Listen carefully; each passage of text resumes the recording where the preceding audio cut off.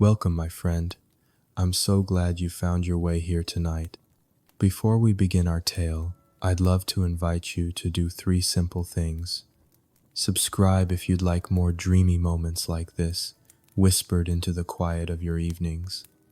And, if you feel like sharing, leave a comment letting me know where in the world you're listening from and what time it is there.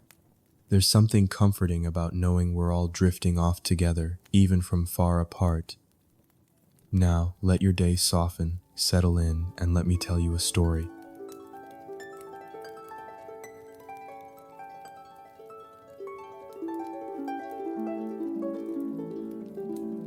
You wake each morning to the hush of thread on cloth. The shop is quiet, always, in the first hour. The sun slants pale through the front window, settling like a cat on the wooden counter, touching the bolts of calico and velvet, warming the air where dust dances. It's your favorite time of day when the streets are still drowsy and the world hasn't quite remembered itself. Above the door, the little clock ticks in its patient rhythm, the same rhythm it's held for years. You wind it each morning, gently, like one winds the heart of a sleeping child. Tick, tick, tick. The sound keeps you company, it always has. There is comfort in the softness of things, the swish of muslin beneath your fingertips, the scent of beeswax polish on the floorboards, the thimbles' faint click, the rustle of paper patterns folded and refolded 100 times. The bell above the shop door does not ring often, not this early. You rarely mind. You are used to quiet. But lately, you've noticed someone. It began 2 weeks ago, maybe 3. You hadn't marked the day exactly, only the feeling like the sudden catch of a thread in the seam, unexpected but not unpleasant. He passes by each morning around the same time, 8:30, when the clock above the door makes its small groan, its wheel tightening into place. He walks slowly, deliberately, not like the others hurrying to mill or post or chapel. He pauses near the window, just for a second, sometimes a little longer. You pretend not to see him.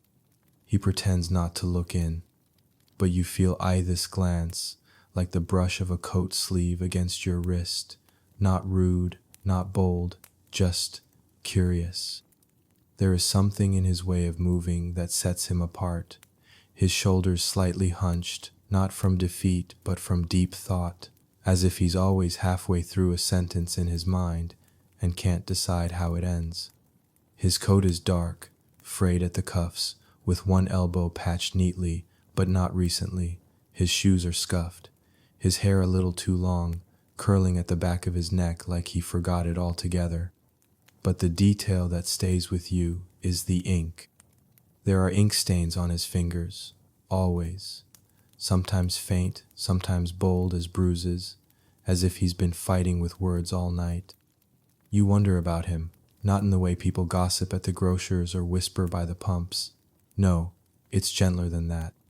You wonder like you wonder about storms out at sea, how far they'll travel, what poems they might leave behind in the shape of driftwood. You don't tell anyone. Of course not. Instead, you change the shop window.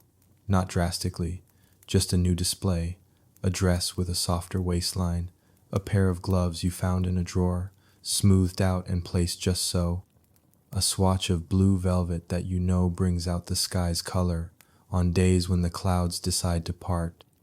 And you wait. The next morning he pauses longer. His eyes don't meet yours, but you know he sees, the way a reader sees between the lines. You sew, you measure, you hem and fit and breathe the dust of fabric and memory. But beneath it all there is a soft ripple, like a tide shifting its weight beneath the shore. You begin to time your tea breaks differently, not on purpose, but perhaps not entirely by accident either. When the hands on the clock are near the hour, you glance outside. Sometimes he's early, sometimes late, always alone. Then, one morning, he does not pass. The day stretches long and slow like an uncut bolt of canvas. You find yourself listening too closely to the bell above the door. It does not ring. At dusk, you lock up with a sigh that doesn't quite feel like yours. You tell yourself not to be foolish. And then, the next day, he returns. This time, he stops, not at the window, at the door. You hear the bell before you see him. It is a quiet chime deliberate. He steps inside like a man entering a chapel, careful not to disturb the silence. He looks around, not at the wares, but at the walls, as if trying to memorize the space. You look up from your stitching.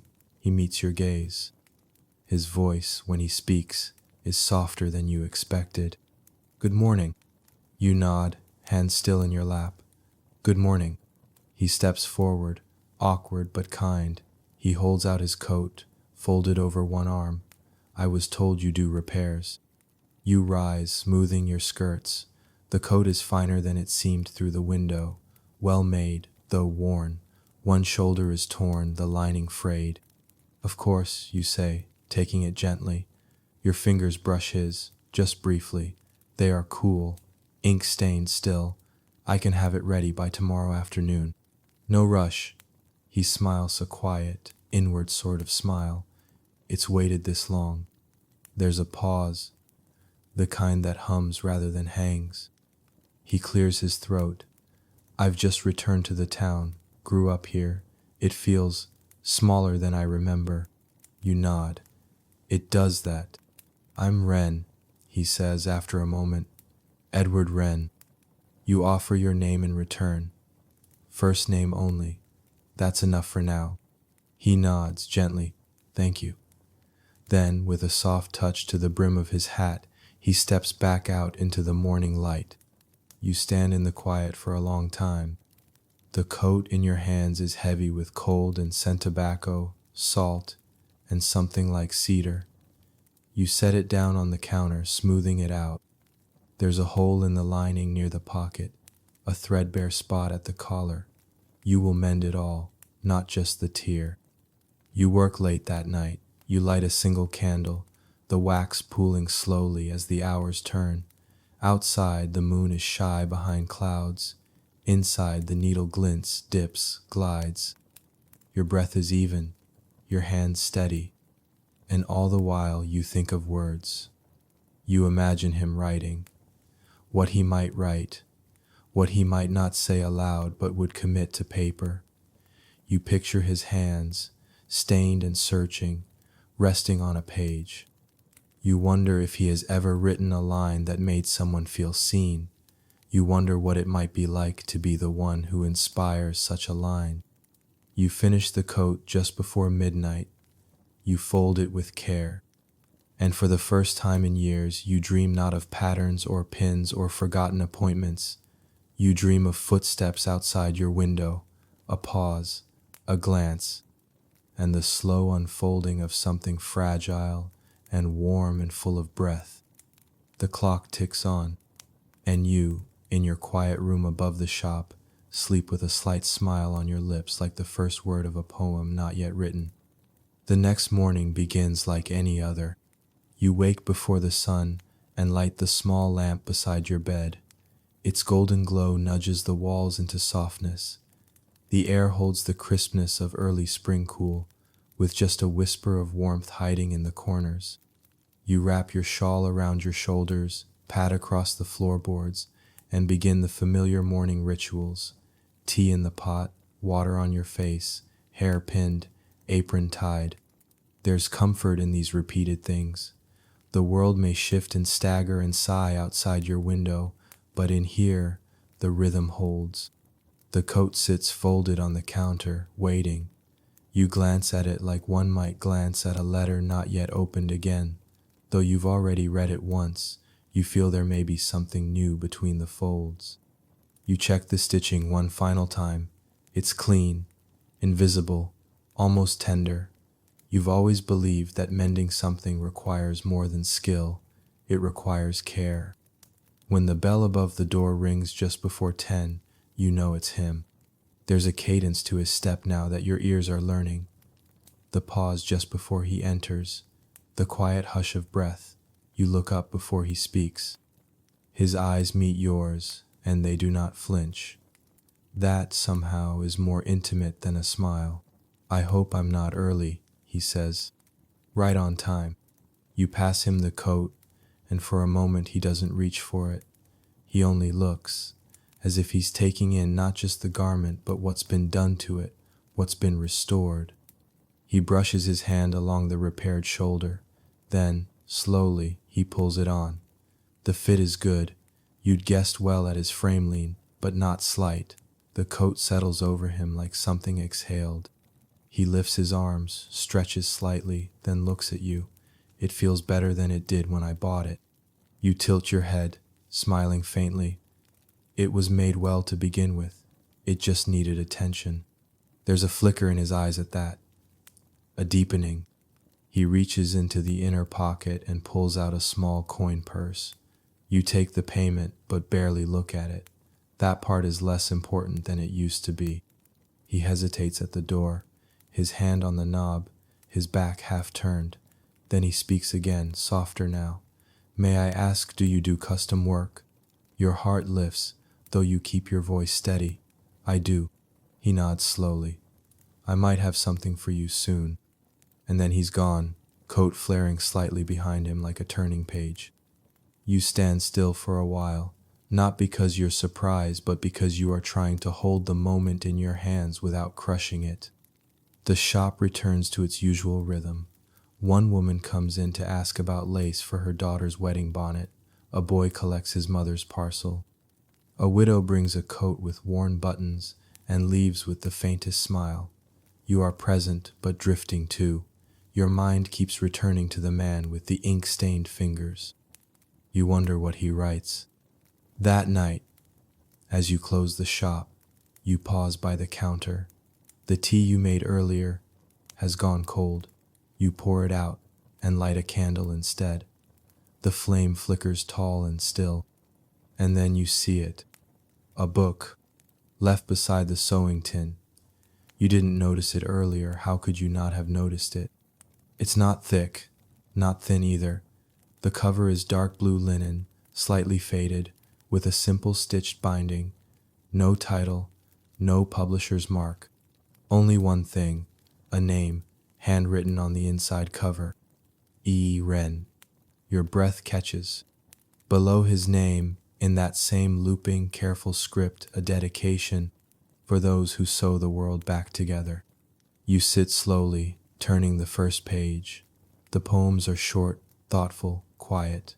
Some only a few lines long. Some unfold like a walk through a memory. They are not loud with cleverness. They are soft with knowing, as if the writer has lived quietly but seen deeply. One in particular stills you. It reads, "She stitched the sky into her cuffs, so even in rain she wore light." You close the book, carefully, hands trembling. You do not know if it was left by mistake or design, but you know what you must do. You take out a sheet of parchment, your best one, the one you save for pattern notes, and with careful penmanship, your hand slower than you remember it being, you write, "Mr. Wren, I believe you left something behind, though I suspect it was not entirely by accident. If it was your wish to leave these pages unread, you chose the wrong pair of eyes. Yours in quiet thanks." Your first name, you do not sign with your full name. Some things are still too tender for that, but your writing is legible, and the tone, you hope, matches the timbre of his own. You fold the note and slip it into a small envelope. Then you wait until morning. The street is quiet at dawn, but you know where he's staying, rooms above the old bookseller's shop, the one with the green painted shutters and the crack in the windowsill shaped like a fishhook. The whole town knows, even if few say it aloud. He keeps to himself, Mr. Wren, walks alone, writes perhaps, drinks tea at the inn, but never ale. You tuck the note and the book into a brown paper parcel and leave it at the base of his door. You knock just once and walk away before the latch so much as moves. Your heart thumps all the way back to the shop, like a spool dropped and rolling beneath a cabinet. The rest of the day is ordinary but touched. Every time the bell rings, you glance up a little too quickly. Each time it is not him, and you settle again. The sky turns lilac, the shop closes, the tea cools, and still no reply. Until the following evening. Another book, left wrapped in wax paper, tied with blue thread. No return address, but you know. Inside a folded sheet of cream rag paper. The scent is lavender and ink. The handwriting is unmistakable. Miss, if you are to steal into my private collection and read me bare, the least I can do is read something of yours. Please consider this an invitation to continue the theft. I believe you owe me a poem. Yours in ink, in hope, in haste. E.W. Your breath catches again, but differently this time. Not from surprise, but from something warmer. Recognition, a hand extended across a table. You sit by the window, evening darkening the street. The candle burns low, and you begin to write. You don't think of it as writing a poem, not at first. You tell yourself it's a reply, a note, a thank you for a gift left on your doorstep, a bit of politeness, nothing more. That's what you say as your hands brush the paper smooth and your pen trembles, just slightly, between your fingers. But still you light the good candle, the one with the beeswax that smells faintly of honey and smoke. Still, you choose the fountain pen. You rarely use the one that belonged to your mother, still wrapped in its faded ribbon. And still, you sit at the window to write, where the lamplight curls into the dark like a whisper. So it is not a note. Not really. It begins with a single line. You left your voice in my shop, and now my silence is louder than it was before. You pause, reread it. You don't know if it's good. You don't know if it matters. You keep writing. I have spent years hemming sleeves and tucking waists, folding fabric into shape. I did not know until recently that thoughts could be stitched too, or that memory had a lining that could be touched without tearing.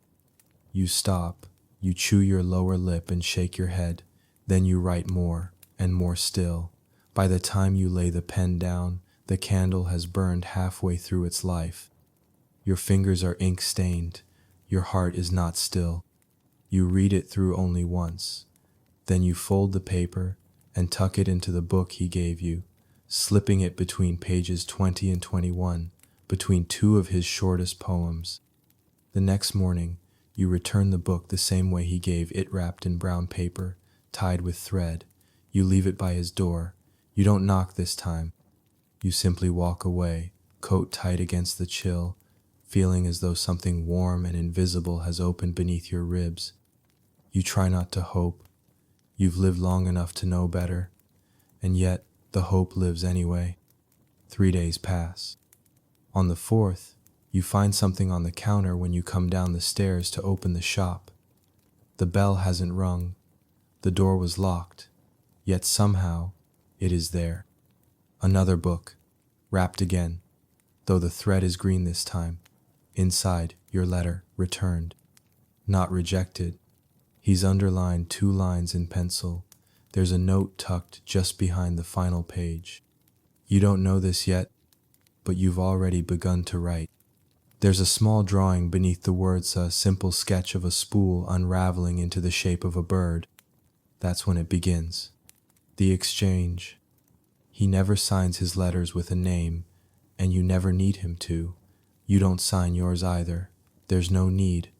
The handwriting is enough, the weight of the envelope, the scent this, faintly, of cedar and ink. Yours, always clean paper, and the quiet starch of fabric. He must notice that too. You begin to leave the letters in the shop window, tucked behind a pale green pincushion that no customer ever notices. By noon, they're gone. Sometimes he leaves his replies in a book beneath the bench by the chapel. Once, inside the hollow of the old elm near the bakery, it becomes a kind of ritual, a map only the two of you know. The letters grow longer. His are vivid and strange, Observations about the town, the sky, the movement of gulls above the sea, thoughts about silence, fragments of old dreams, small sketches in the margins, a falling leaf, a turned key, a cup of tea with steam curling into the shape of a question mark. Yours are softer, but no less real.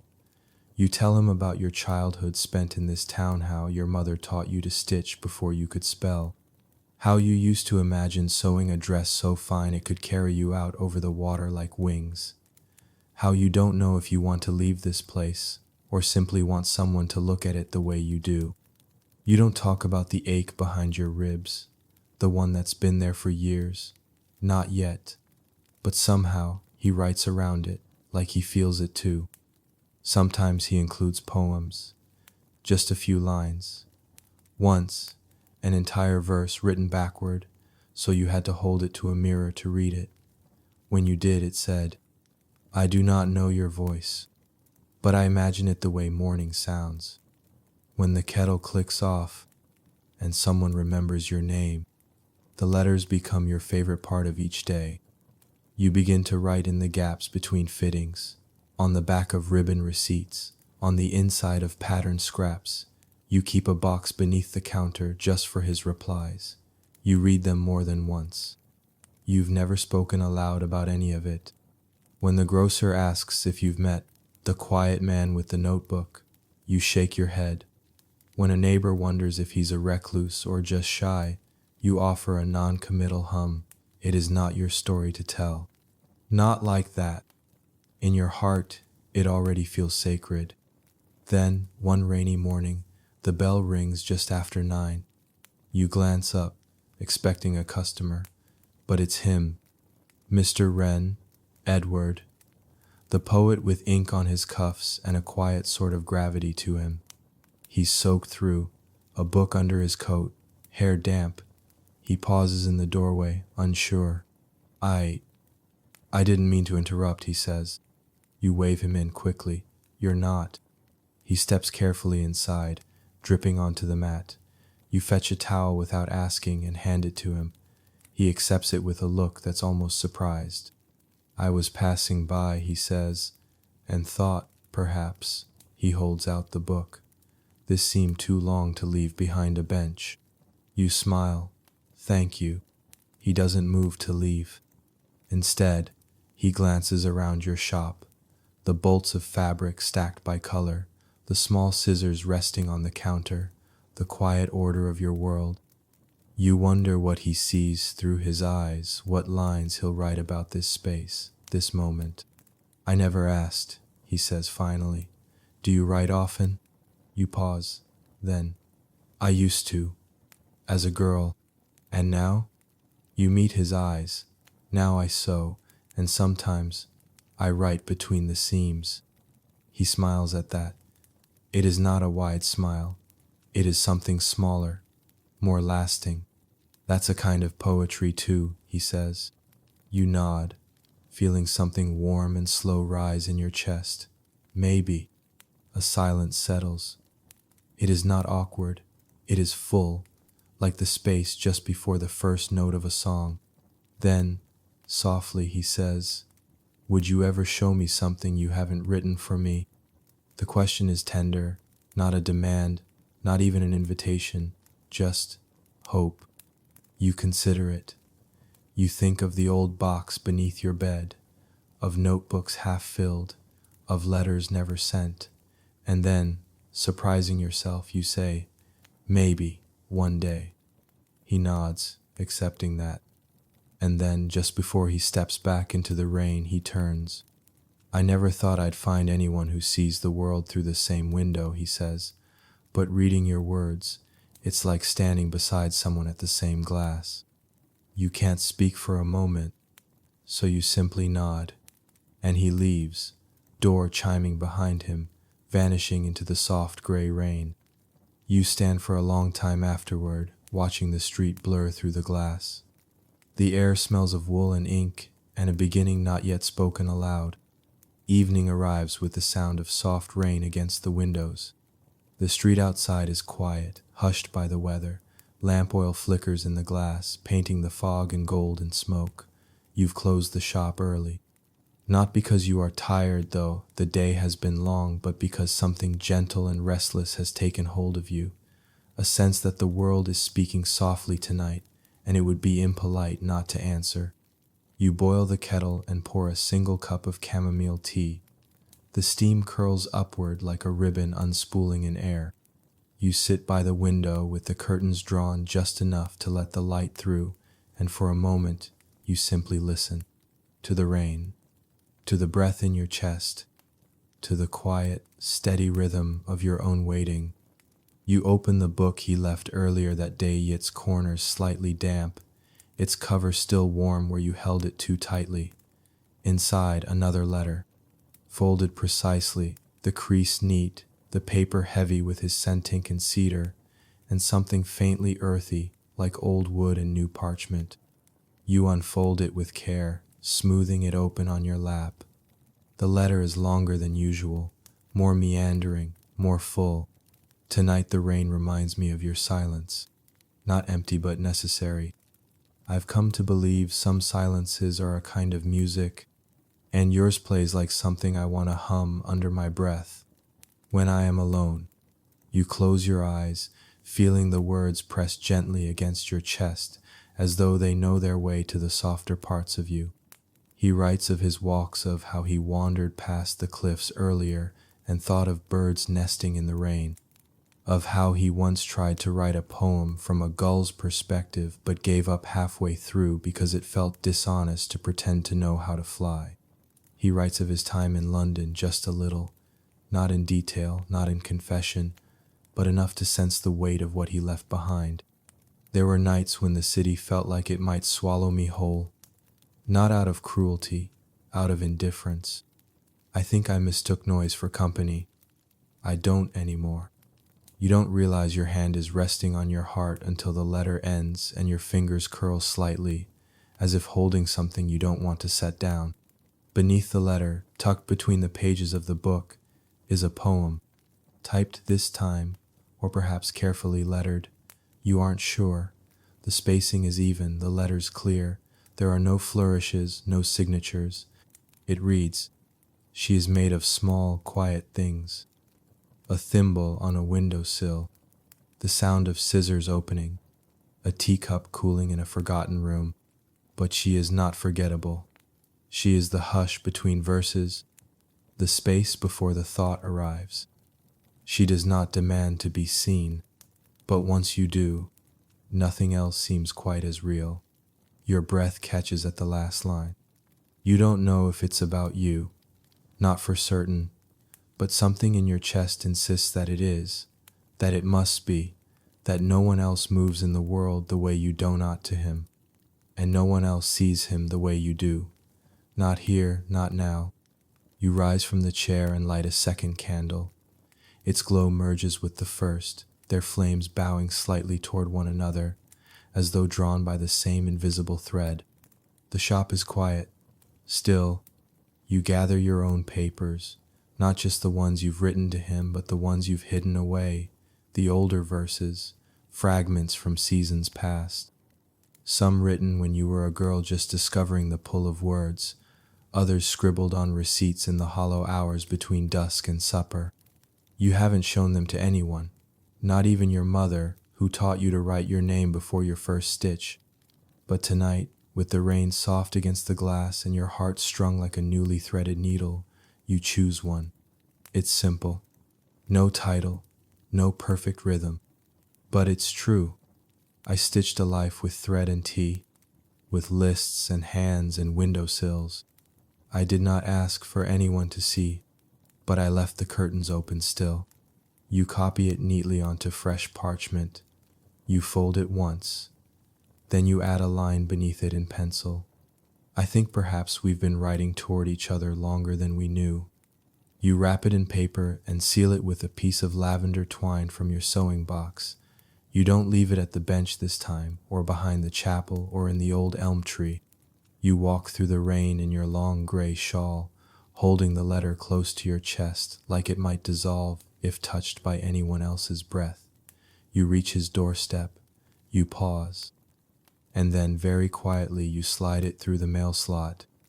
You don't knock, you don't linger. You simply leave, heart full, hands empty, soul lighter. Back at your shop, the rain continues. The windows glow amber. The thread on your table waits patiently. You light one more candle and sew for a while, not because the work calls, but because your hands are restless with something too soft to name. Later, just before bed, you hear it. A soft knock. You pull your shawl around your shoulders and descend the stairs. The night is cool and damp, the scent of rain sweet and metallic. You open the door and no one is there, but something rests on the stoop. A book, one you don't recognize. Inside, a ribbon marks a single page, a single poem. When two people write with the same rhythm, their letters do not need ink.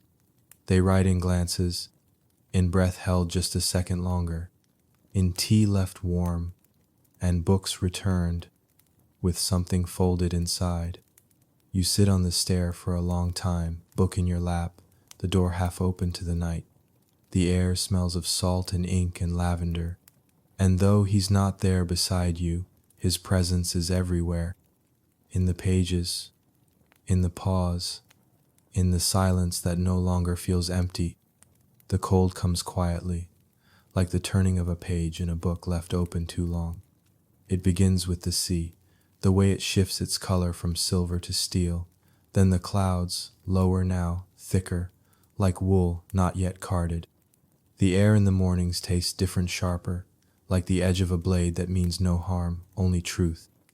Inside your shop, the light grows soft and golden by 3 o'clock, and you've begun to keep a shawl wrapped around your shoulders even when you're working. Customers comment on the changing season. They request heavier fabrics, deeper colors, forest green, rust red, warm browns that echo the turning trees. You've already brought out the thicker thread, the wool shears, the rolls of lining that smell faintly of pepper and chalk. And still you write. He writes too. The exchange of letters has not waned. If anything, it has grown more deliberate, less like passing thoughts and more like chapters, unfolding one by one. Sometimes you write before breakfast, sometimes late at night, after the fire has dimmed and the world has slipped into velvet silence. He writes of memory, know his childhood in this town, the attic where he once wrote his first poem, the smell of ink that soaked into the floorboards. He tells you, in one letter, that he never truly unpacked his boxes when he returned. That part of him still expects to leave again. But part of me wonders if it might be safe to stay, if the world here is softer than I remember, or if perhaps I am softer than I once was. You don't know how to answer that one, not right away.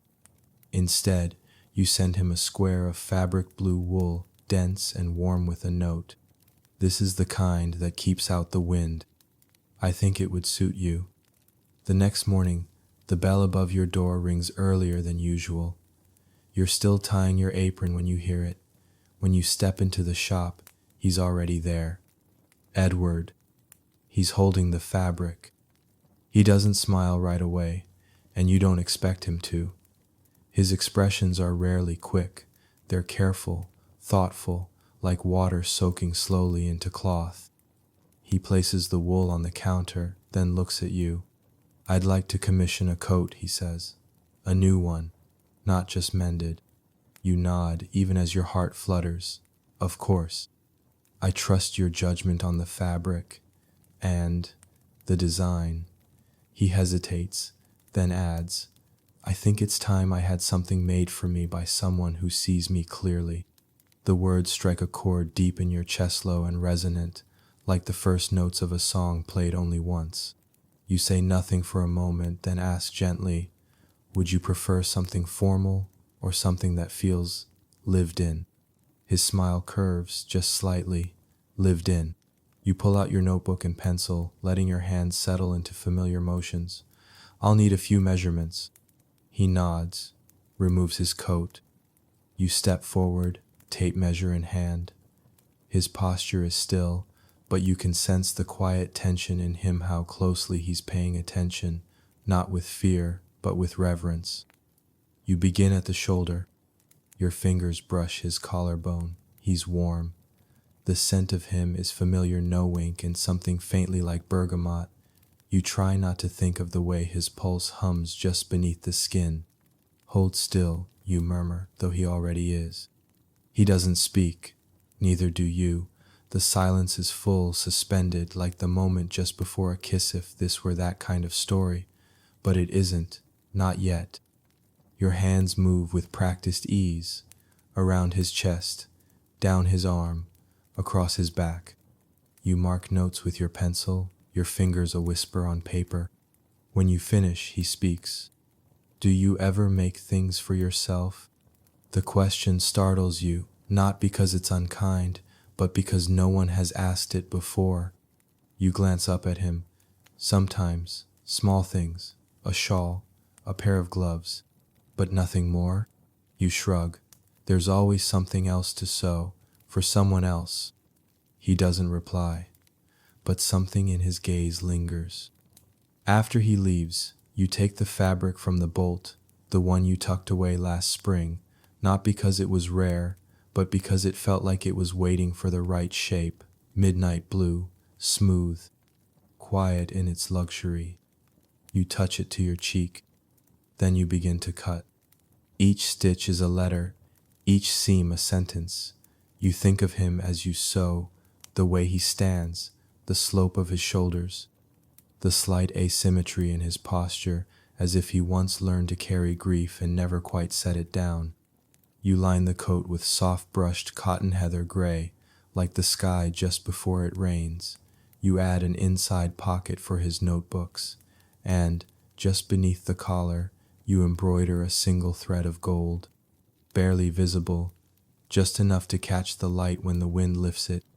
You work on the coat in the evenings, after the shop is closed, by the light of your smallest lamp, the kind of light you once used for mending lace, the kind that lets the world go quiet around the edges.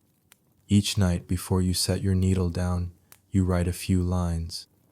Not always poems, sometimes only thoughts. I think the first warmth of winter is the hardest to describe. I never knew how many kinds of silence there were until I met you. Some things are easier to sew than to say. You don't know whether you'll give these pages to him, but you write them anyway. They are part of the making.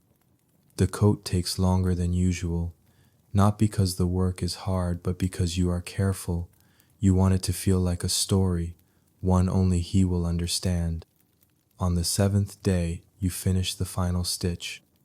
You sit back, breath catching slightly. It's beautiful, not because it is flawless, but because it is honest. It feels like him. You fold it gently and set it on the counter. The next morning, the sky is pale and cloudless. When he arrives, he doesn't speak right away. He only watches as you lift the coat and hold it out. He takes it, runs his fingers along the collar. He tries it on. The fit is perfect. And something about the way he breathes just after fastening the final button makes your chest ache, as though he's trying not to show how much it means and failing just a little. He begins, then stops. You wait. He swallows once. It's the first thing that's felt like it was made for me in years. You feel the weight of that, the quiet truth of it. You say nothing. Instead, you reach for the small card tucked beneath the lining and place it in his hand. He opens it, reads your words.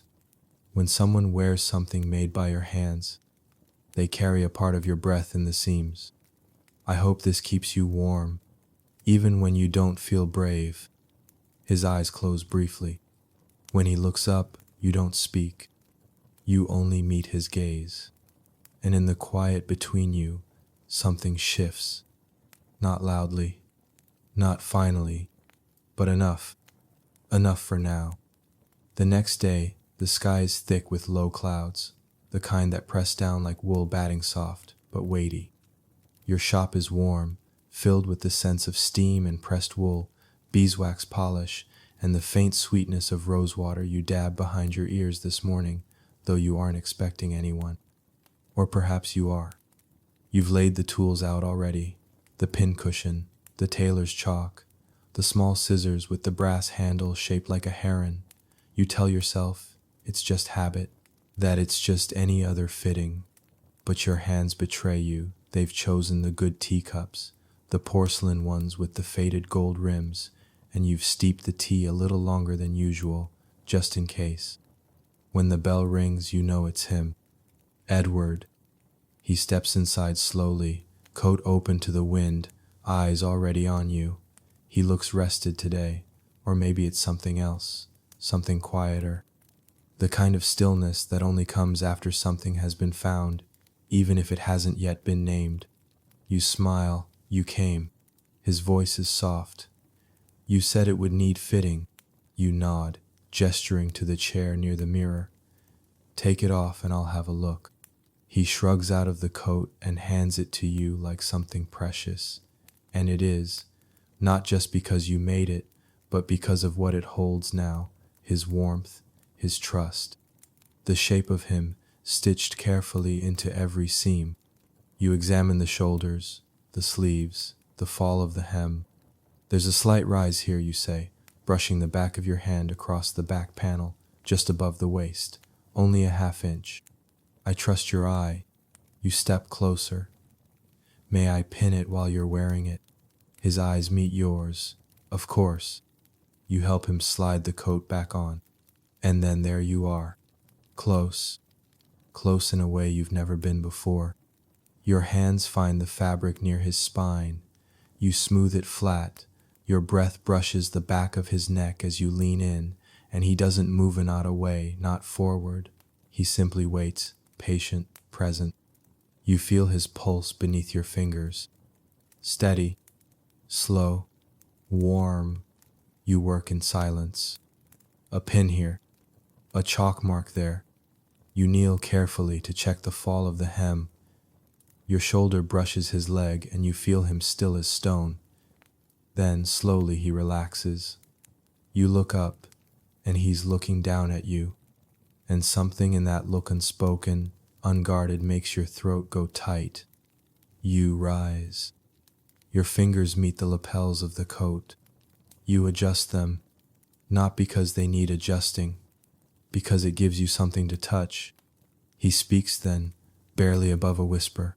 Do you know how long it's been since someone touched me without wanting something from me? You go still, not out of fear, out of reverence. You lower your hands. I don't want anything from you, you say. He exhales. That's why I came.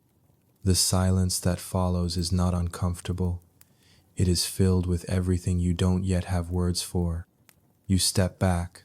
I'll take it in slightly at the back, nothing more. He nods. And the sleeves? They're perfect. His mouth tilts. You always say that so firmly. I only say it when it's true. You remove the coat. Your hands are gentle. You fold it neatly and place it on the counter. He doesn't move to leave. Instead, he glances around the shop. At the bolts of fabric, the rows of thread, the patterns stacked like old stories on a shelf. Your world is quiet, he says. You nod. It has to be. It's the only way I can hear what things need. He turns to you. And what do you need?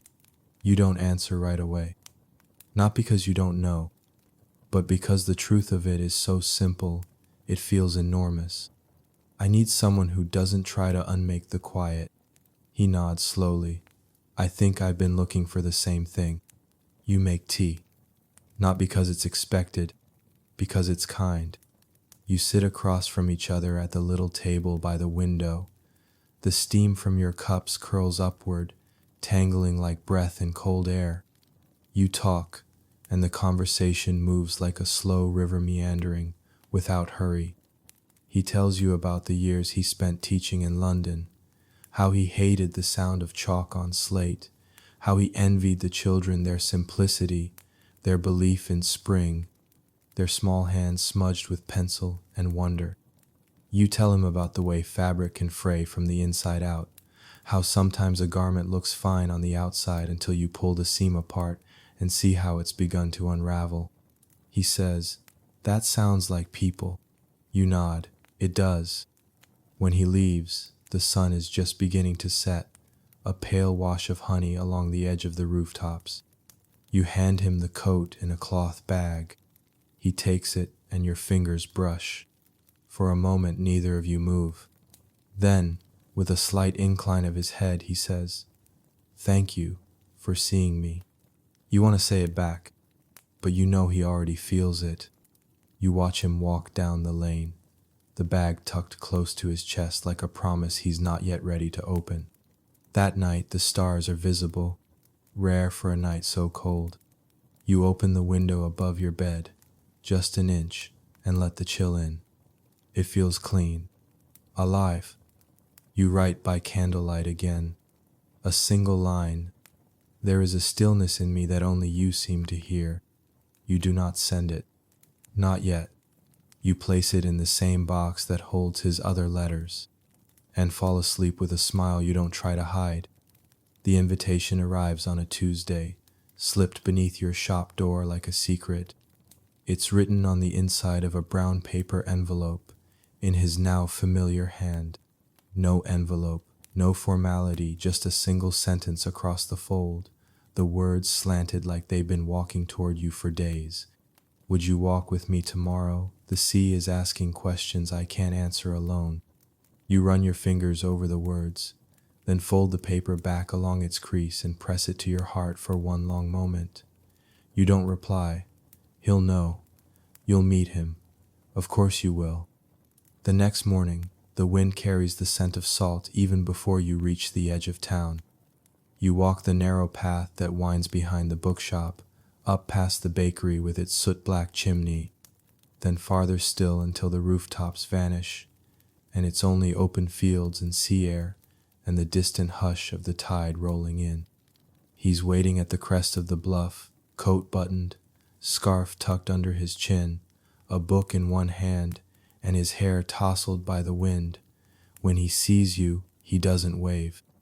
He simply smiles, one of those quiet, complete smiles that feels like it was always meant for you. You reach him, your breath touched pink by the cold. "You came," he says softly.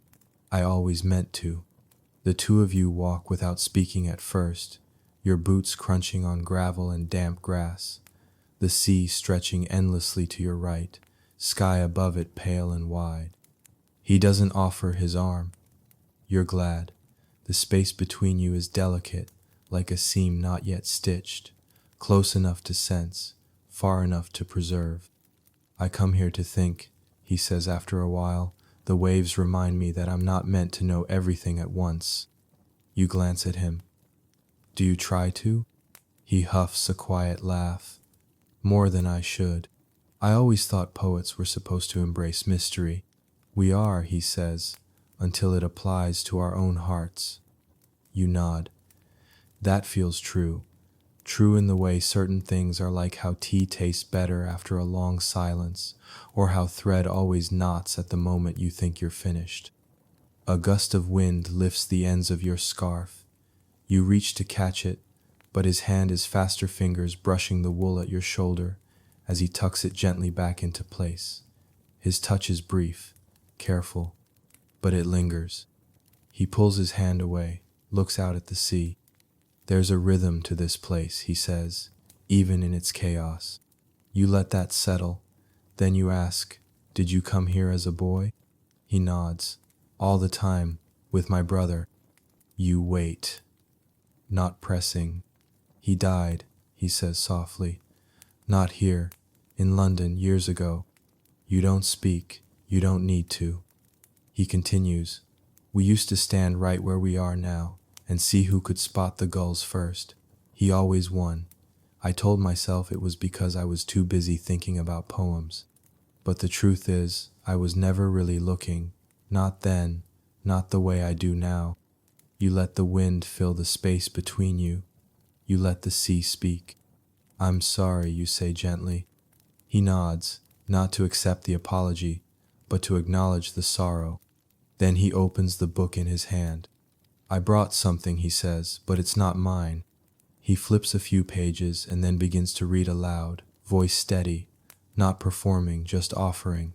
I have heard the mermaids singing, each to each. I do not think that they will sing to me. The wind tries to steal his words, but you hear them. You always do. You smile. Elliot.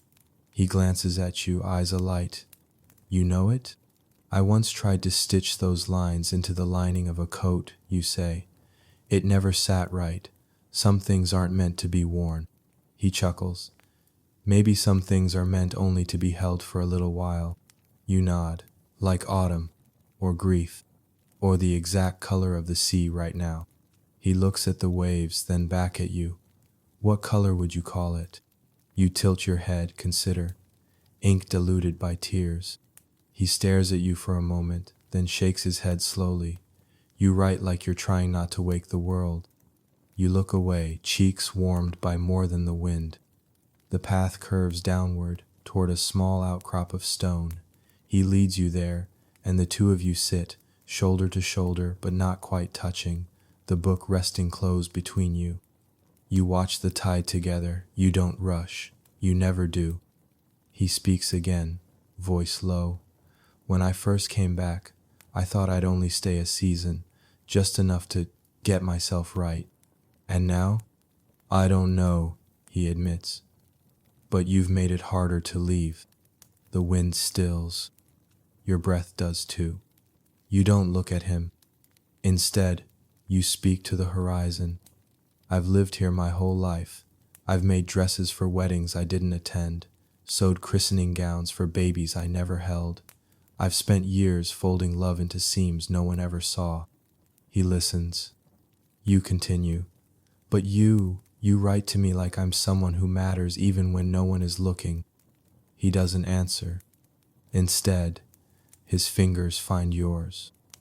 Not forcefully, not even fully, just his pinky brushing your hand on the stone between you. You don't move. His fingers settle. So do yours. And for a long while, you sit like Athens nearly joined, hearts breathing the same salt-kissed air, the sea stretching out in front of you like a promise neither of you dares to speak aloud. Eventually, the light begins to change. He stands and offers you his hand not because you need help, but because he wants to give it. You take it, and though he lets go when you're on your feet, the feeling lingers. The walk back is quiet. At the crossroads, just before the lane turns back to your shop and his to the rooms above the booksellers, he pauses. What do you dream of? He asks. The question is not sudden. It's the end of something that's been waiting all day. You think for a moment. Then, a window that faces the sea. He nods slowly. And someone beside you to describe the colors. You meet his eyes. Yes. He touches the brim of his hat. A gentle farewell. Then he turns and you watch him go, the sound of his steps settling into your memory as if they were already part of it. That night, you write only one sentence. I would walk beside you again. You leave it unsealed, unsent. For now, it's enough that you wrote it, that you felt it, that the sea asked a question, and this time you answered. The sky breaks open that evening. Not with thunder, not with drama, but with a quiet sort of surrender, a hush, a sigh. You first hear the rain on the eaves above your bedroom window, a delicate pattering like soft hands drumming against the glass. You don't rush to close the shutters. You sit by the sill instead, forehead resting on the cool pane, watching the droplets chase one another down in tiny silver threads. You wonder if he hears it too.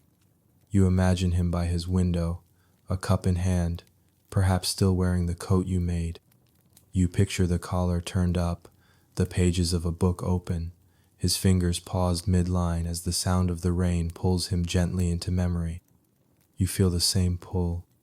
It doesn't take long for the shop to grow cold, but you don't mind. You leave the kettle warming on the stove. You light your favorite candle, the one that smells of cedar and smoke.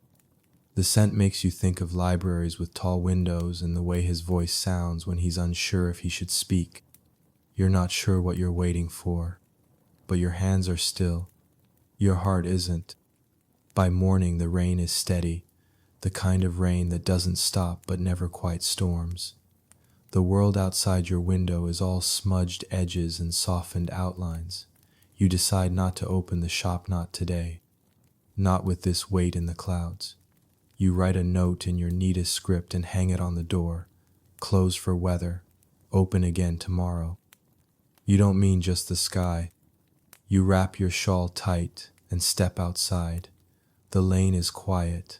The stones beneath your boots are dark and glistening, and the air smells like iron and ink and longing. You take the long way past the churchyard, around the square, down to the edge of the street where the baker's chimney curls gray into the mist. And then you see him. He's standing beneath an awning outside the little tea room, a book in his hands. He's not reading, just holding it, as though it anchors him. When he sees you, he straightens. His mouth curves, barely, but it's enough. You lift a hand in greeting, so does he. You join him beneath the awning. The space is small, your shoulders are not quite touching. His coat smells of damp wool and something you can't name, something that makes your pulse slip sideways. He doesn't speak right away. Neither do you. Together, you watch the rain. After a long pause, he turns slightly, eyes still on the street. I used to hate the rain, he says. In the city, it never felt clean. It just stuck to you like regret. You smile faintly. And now? He shrugs one shoulder. Now it feels more like a conversation. A slow one. You glance sideways. What's it saying? He waits a beat, then. It's asking me why I'm standing here when I could be walking beside you. Your breath catches. You don't answer, not with words. Instead, you take a step out from under the awning. The rain hits your hair, your shoulders, the soft skin of your wrists. It's cold, gentle, real. You reach back, and you take his hand. This time, he doesn't hesitate. Together, you walk through the rain. It isn't far, just down the lane, around the bend, past the hedge grown thick with rain-polished leaves. But in that stretch of road, you feel something shift between you, not loudly, not suddenly, but like a thread pulling taut, like a seam finding its shape. Your fingers stay clasped. It is the first time you have touched without accident or necessity. It is the first time you let yourself want it. He walks with you all the way to your shop. You pause outside. The windows are fogged. The note on the door flutters slightly. He looks down at your hand in his. And then, gently, he lets go. You don't mind. Not because it didn't mean anything, but because it did. He speaks softly. Can I ask you something? You nod. What do you want? You meet his eyes. And for once, you don't hesitate. I want someone who doesn't need me to be anything but exactly who I already am. His shoulders lower, not in defeat, but in something closer to relief. I can be that, he says. You believe him. You unlock the door and step inside. You leave it open behind you. He doesn't follow. Not yet. But you feel him on the other side of the threshold, standing there in the rain, deciding. And then, a quiet knock. You smile. You open the door again. He steps in. The shop smells of lavender and wood polish. The candles are low, the air warm despite the outside chill. He removes his coat, slowly. You hang it up beside yours. You make tea without speaking. He stands beside you at the counter, his hand brushing yours now and again, neither of you pulling away. When the tea is poured and the rain softens to a hush, you take him upstairs. Not for romance. Not yet. But for warmth, for nearness, for something braver. You sit beside each other on the window bench, a shared blanket over your knees, your teacups cooling on the sill. Outside, the town glows golden gray. Inside, your hearts settle into the same pace. He opens his book, begins to read aloud. Not a poem, a letter. One you wrote to him weeks ago. I think love might begin like this. In the absence of need, in the presence of someone who listens, in the stillness between tea and rain and the sound of your name, spoken without fear. You look at him, he doesn't look away, and neither do you. Not now, not anymore. The festival arrives with lanterns and laughter.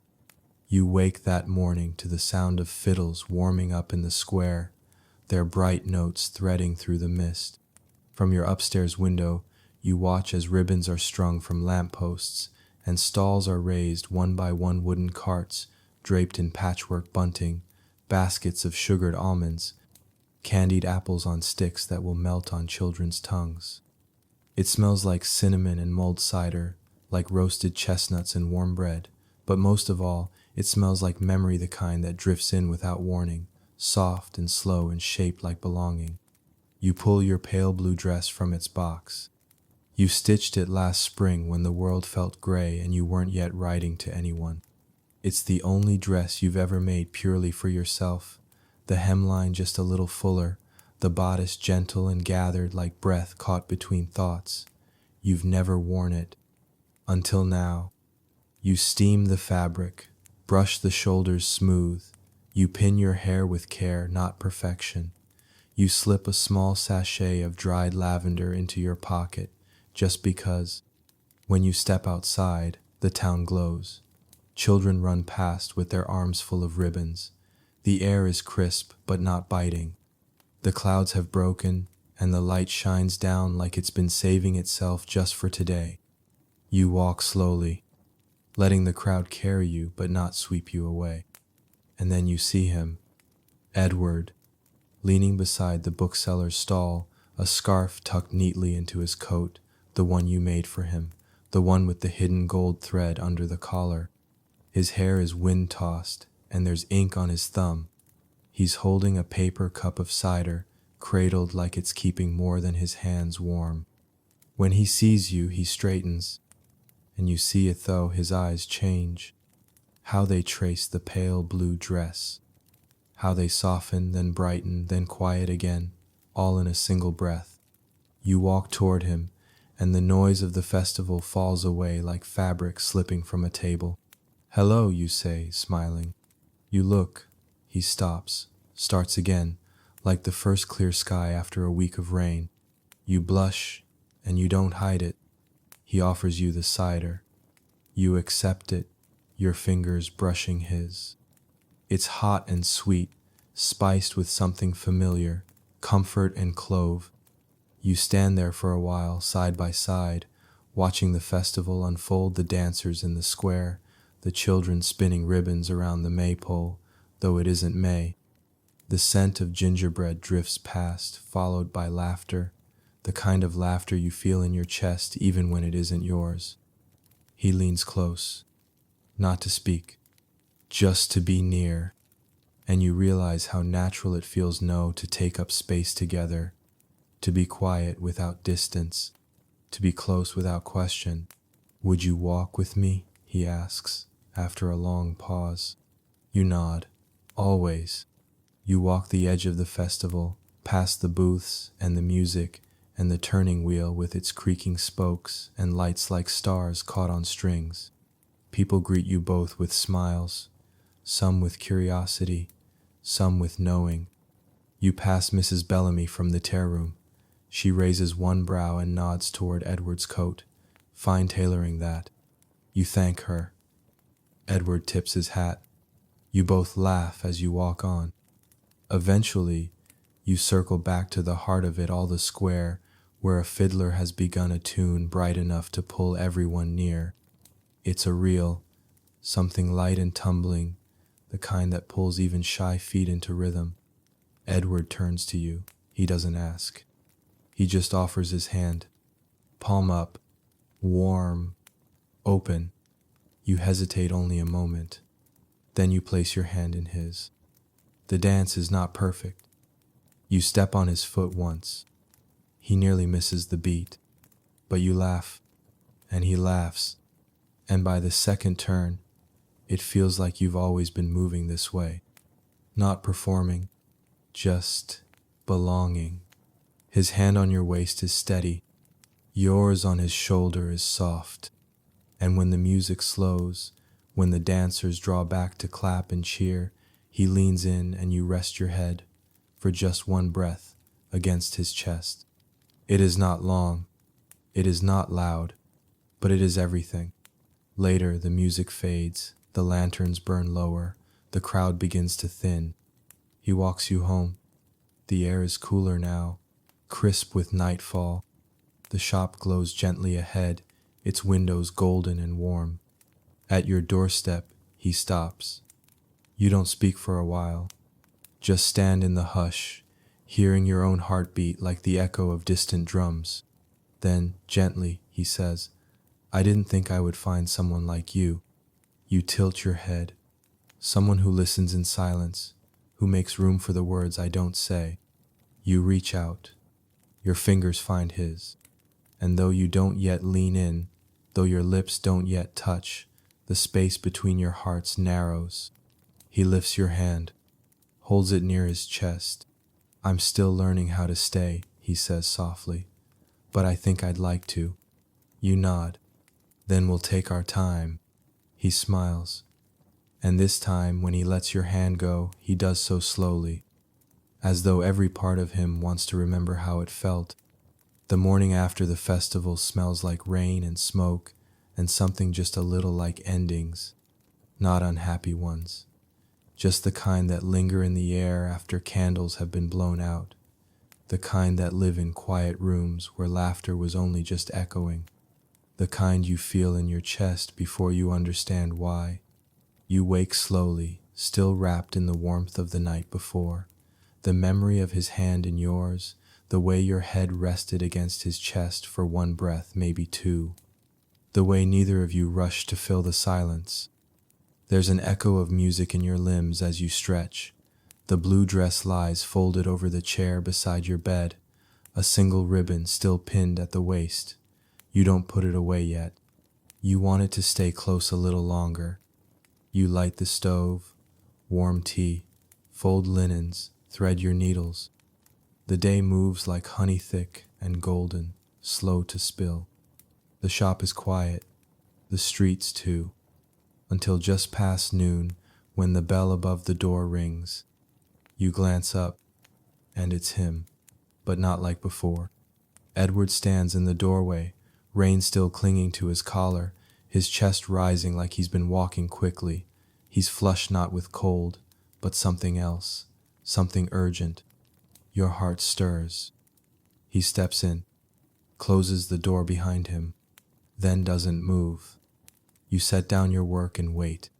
And then, finally, he says it. I'm leaving. You blink. What? He runs a hand through his hair, damp, shaking slightly. Not forever, just for a while, a few weeks, a month. He pauses, tries again. I've been asked to return to London, a publisher, someone who's read my earlier work. They want to meet, talk about printing a full collection. Your chest tightens, not because you're angry, but because the air between you suddenly feels thinner. When, you ask. Tomorrow, he says, at dawn. You look at his hands, how they're clasped tightly in front of him. You look at the floor, and then back at him.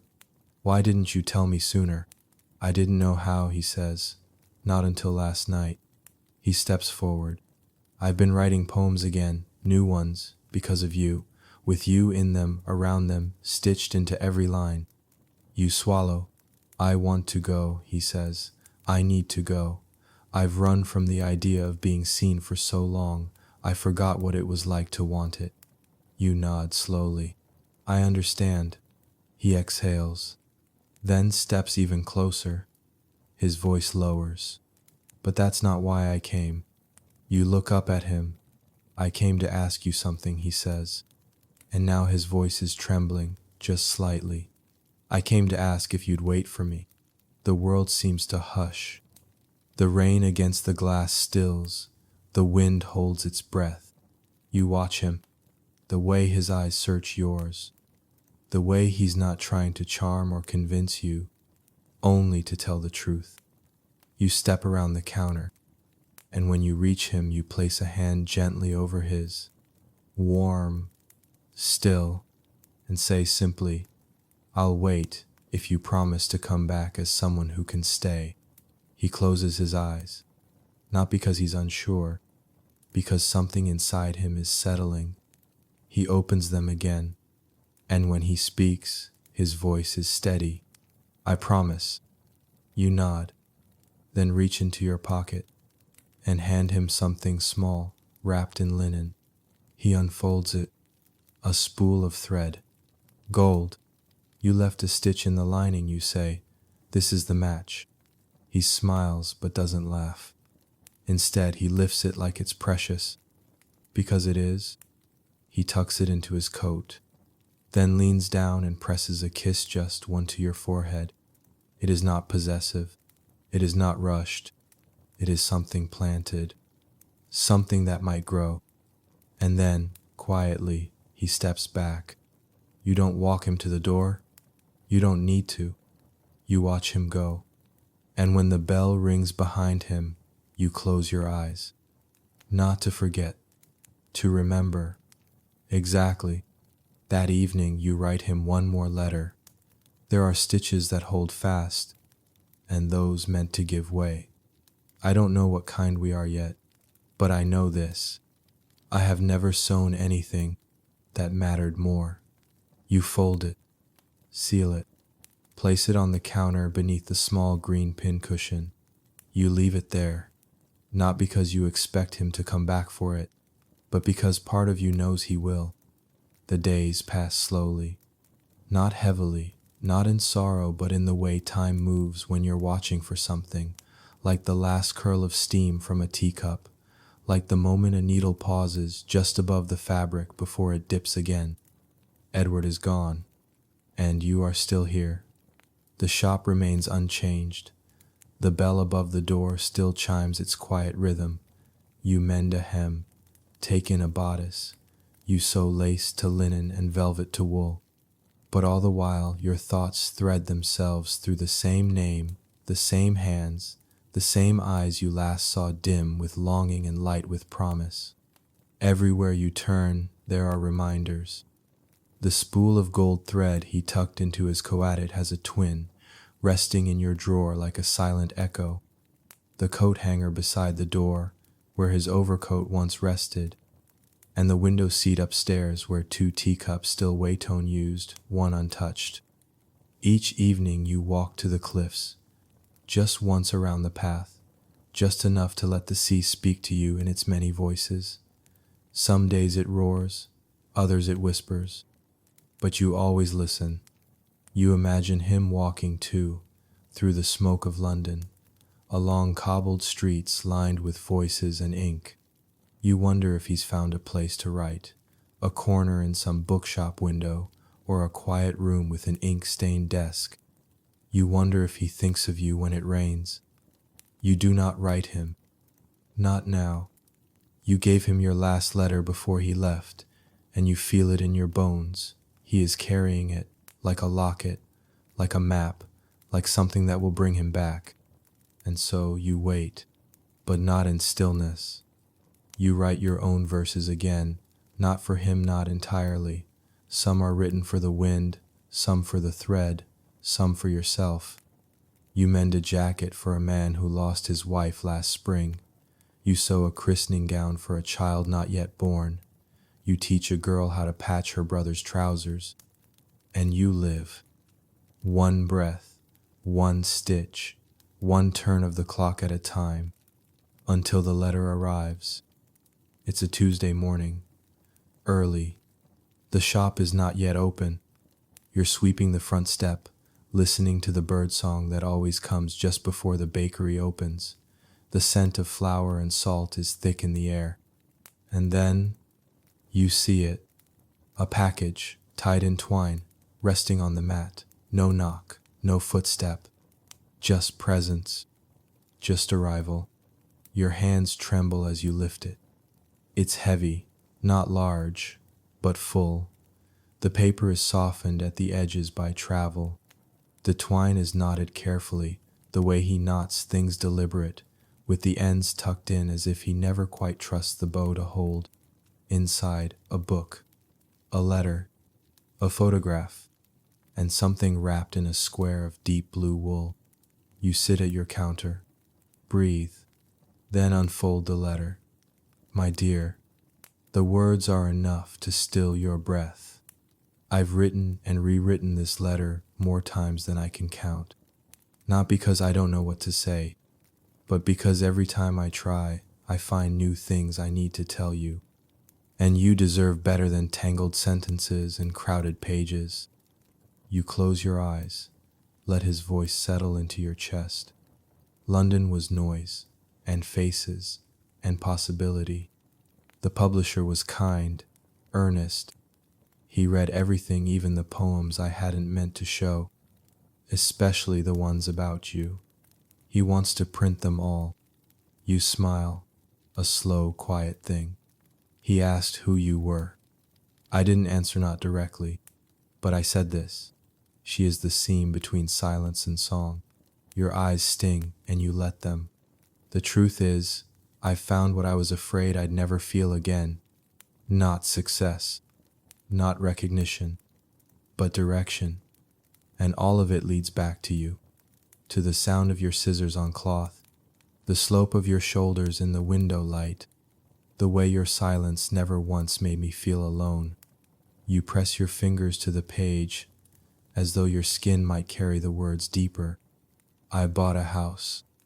It's small, near the sea. There's a window that faces the horizon, and when I saw it, I said your name out loud, because I knew. I want you to see that view too. I want you to bring your fabric, your teacups, your quiet. I want to read to you there, in the mornings, and when the rain begins. Come if you wish, or don't. I'll find you either way, but know this. The coat you made me has kept me warm every day, but it is your voice that made me brave. Yours, in ink. Edward. You press the page to your heart and let it stay there, long enough for the dust to settle, long enough for the tea to cool. Then you open the small blue bundle. Inside, the gold thread, returned, wrapped around a silver thimble, and a key. That night, you don't write a reply. You pack a bag, not with haste, with care. You fold your needles into their pouch, wrap your fabric scissors in muslin, press your notebook between two rolls of cotton voile. You leave a note for your neighbors, a sign on the shop door. Back soon, following the thread. You do not know what the sea will look like from his window, but you know the color of his voice when he says your name, and you know the feel of his hand, warm, open, waiting.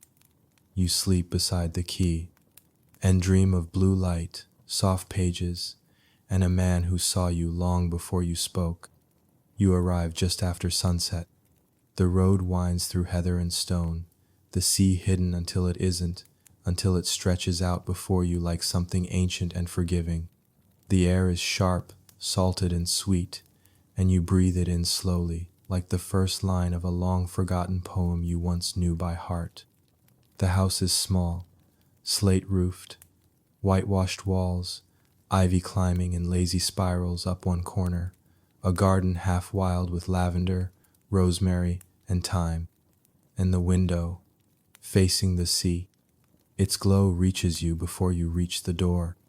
Inside, you see the shape of him, tall, still, waiting. You walk the last few steps quietly, your boots crunching on gravel, your bag light in your hand. You knock once, not out of uncertainty, out of tradition, a rhythm, a call, a pause. The door opens before the knock has finished echoing. He is there, Edward. No coat, no book, just him. He doesn't speak right away, neither do you.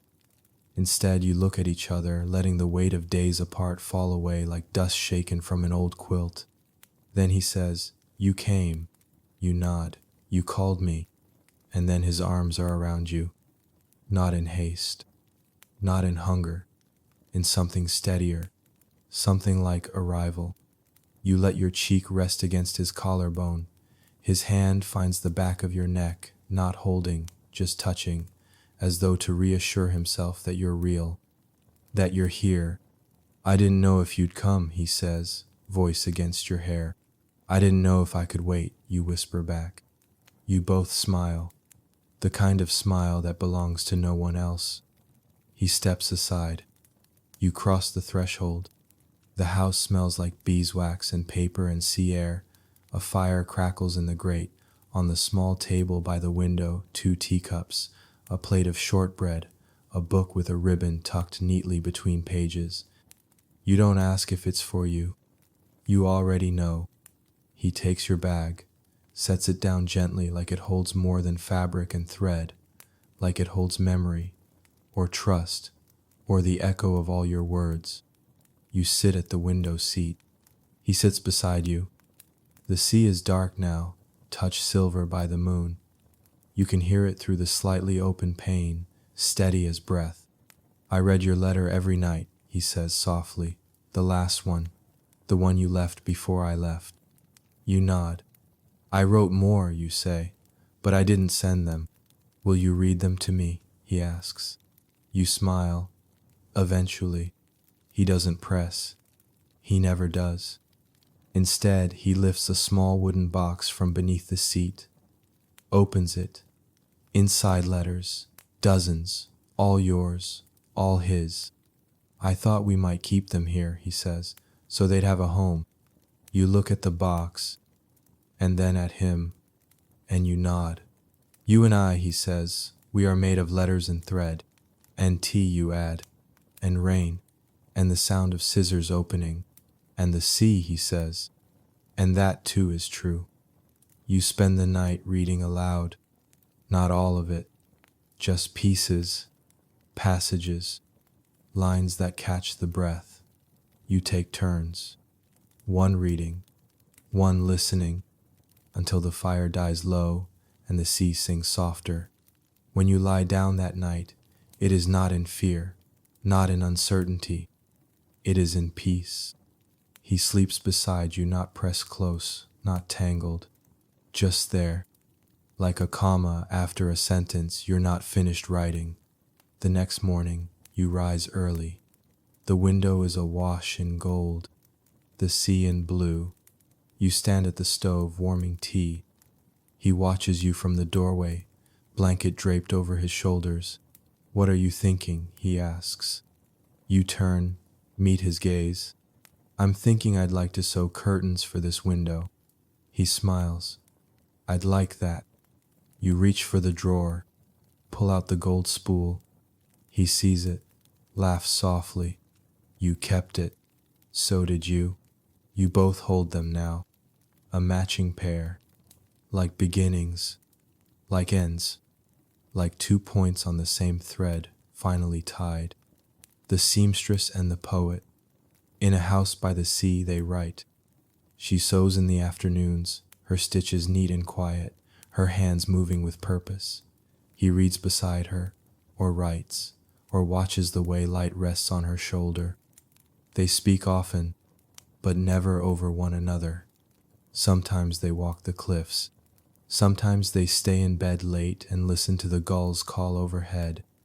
And sometimes they sit in silence, facing the sea, holding teacups and each other's fingers, letting the rhythm of waves remind them that they have arrived not just in a place, but in a story they wrote together, softly, from opposite sides of a window, one letter at a time.